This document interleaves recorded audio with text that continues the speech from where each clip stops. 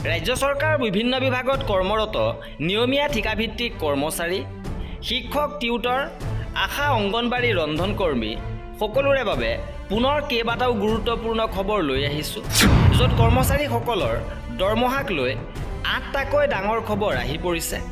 লাভ কৰিব অতিৰিক্ত দৰমহা, এক্সট্ৰা ইনচেণ্টিভ, কেইবাটাও গুৰুত্বপূৰ্ণ নিৰ্দেশনা আহিছে।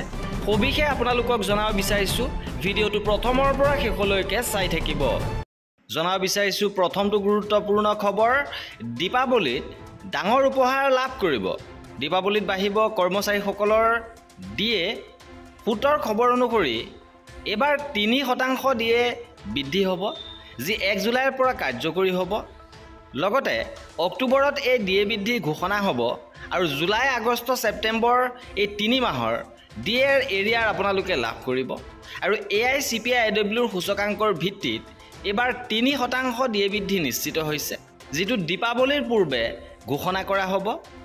ইপিনে শিক্ষকসকলৰ দৰমহাক লৈ গুৰুত্বপূৰ্ণ নিৰ্দেশনা আহিছে। দৰমহাক লৈ নতুন নিয়ম প্ৰযোজ্য হ'ব।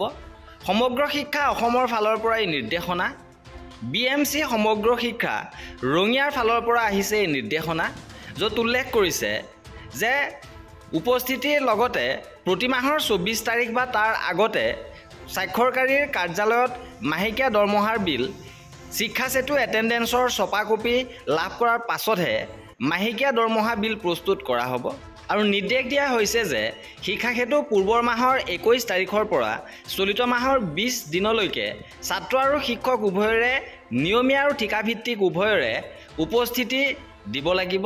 আৰু এই উপস্থিতিৰ ছপা কপি লাভ কৰাৰ পাছতহে মাহেকীয়া বিল প্ৰস্তুত কৰা হ'ব। ইপিনে প্ৰাথমিক শিক্ষক সন্মিলনীৰ ফালৰ পৰা তীব্ৰ প্ৰতিক্ৰিয়া প্ৰকাশ কৰিছে। অসম চৰকাৰে বিদ্যালয়সমূহত শিক্ষক-শিক্ষয়িত্ৰীসকলৰ উপস্থিতিৰ বাবে প্ৰৱৰ্তন কৰা শিক্ষা সেতু এপত সময়মতে উপস্থিতি নিদিয়াৰ বাবে একাংশ শিক্ষক-শিক্ষয়িত্ৰীৰ দৰমহা কৰ্তন কৰিবলৈ জিলা আয়ুক্তই দিয়া নিৰ্দেশনাক তীব্ৰ প্ৰতিক্ৰিয়া প্ৰকাশ কৰিছে মৰিগাঁও জিলা প্ৰাথমিক শিক্ষক সন্মিলনীয়ে। উল্লেখ্য যে শিক্ষা সেতু এপত পুৱা 8:30 বজাৰ ভিতৰত শিক্ষকৰ উপস্থিতি নিশ্চিত কৰিবলৈ মৰিগাঁও জিলা আয়ুক্ত অনামিকা তিৱাৰীয়ে 31 জুলাইত এক নিৰ্দেশনা জাৰি কৰিছিল।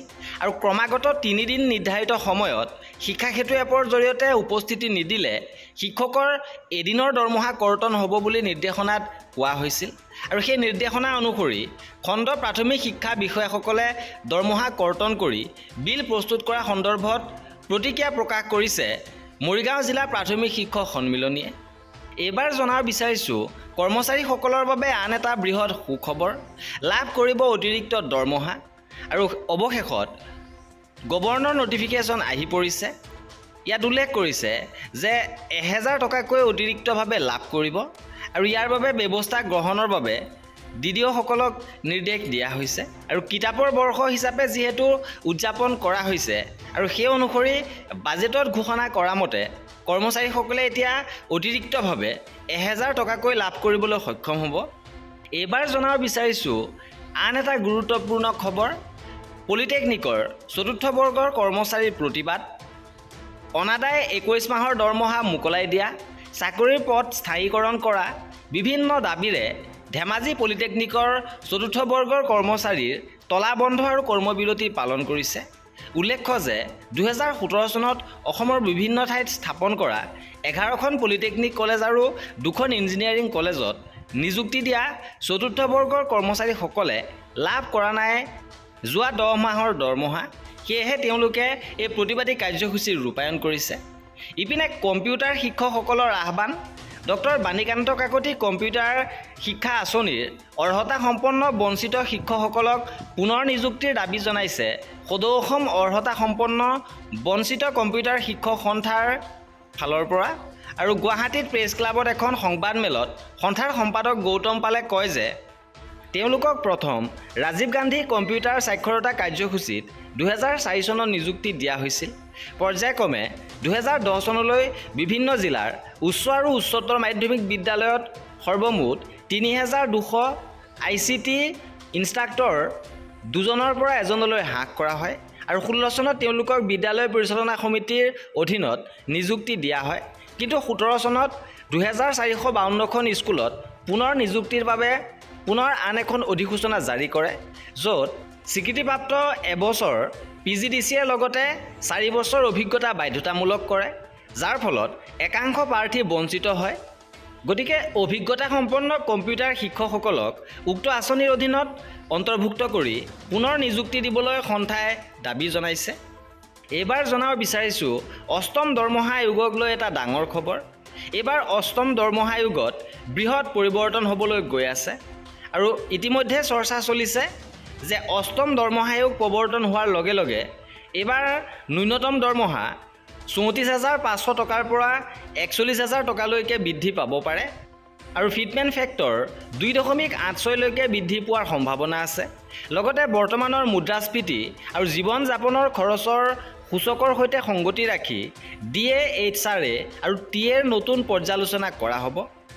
লগতে আন কেতবোৰ বৃহৎ পৰিৱৰ্তন হ'বলৈ গৈ আছে নতুন নীতিৰ অধীনত সময়মতে পেন্সন প্ৰদান আৰু স্বয়ংক্ৰিয় সালসলনি অটোমেটিক এডজাষ্টমেণ্টৰ বাবে অধিক শক্তিশালী ব্যৱস্থা আশা কৰা হৈছে লগতে পাৰফৰ্মেন্স লিংকড ইনচেন্টিভৰ প্ৰৱৰ্তন হ'ব খবৰ আহিছে অৰ্থাৎ পাৰদৰ্শিতা আৰু উচ্চ প্ৰদৰ্শনকাৰী কৰ্মচাৰীক পুৰস্কৃত কৰিবলৈ ইনচেন্টিভৰ ভিত্তিত দৰমহা দিয়াও হ'ব পাৰে লগতে আন এক খবৰ অনুসৰি এবাৰ পে স্কেল একত্ৰীকৰণ কৰা হ'ব বহুকেইটা পে স্কেল এবাৰ একত্ৰীকৰণ কৰা হ'ব যাৰ ফলত যথেষ্ট পৰিমাণে বৃদ্ধি পাব একাংশ কৰ্মচাৰীৰ দৰমহা এইবাৰ জনাব বিচাৰিছোঁ অংগনবাড়ী কৰ্মী সহায়িকাৰ বাবে এটা ডাঙৰ খবৰ অংগনবাড়ী কৰ্মীসকলৰ দৰমহা 24,800 টকা আৰু সহায়িকাসকলৰ 20,300 টকালৈ বৃদ্ধি কৰা হৈছে তৃতীয় চতুৰ্থ বৰ্গৰ কৰ্মচাৰী মৰ্যাদা দিয়া হৈছে অৰ্থাৎ তেওঁলোকক নিয়মীয়াকৰণ কৰা হৈছে আৰু গুজৰাট উচ্চ ন্যায়ালয়ৰ ফালৰ পৰা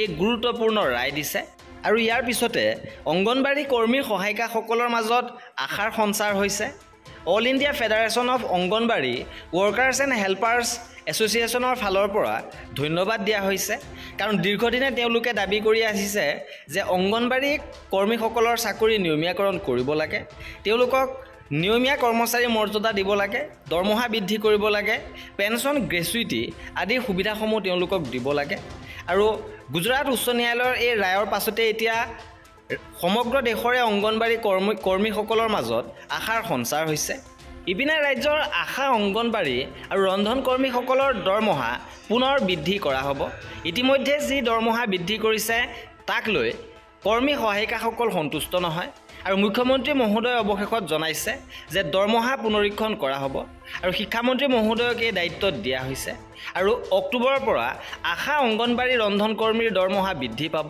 আৰু এই আছিল আমাৰ আজিৰ ভিডিঅ'টোত এনে ধৰণৰ খা খবৰৰ বাবে আমাৰ চেনেলটো ছাবস্ক্ৰাইব কৰি ৰাখিব ভিডিঅ'টো শেষৰলৈকে চোৱাৰ বাবে বহুত ধন্যবাদ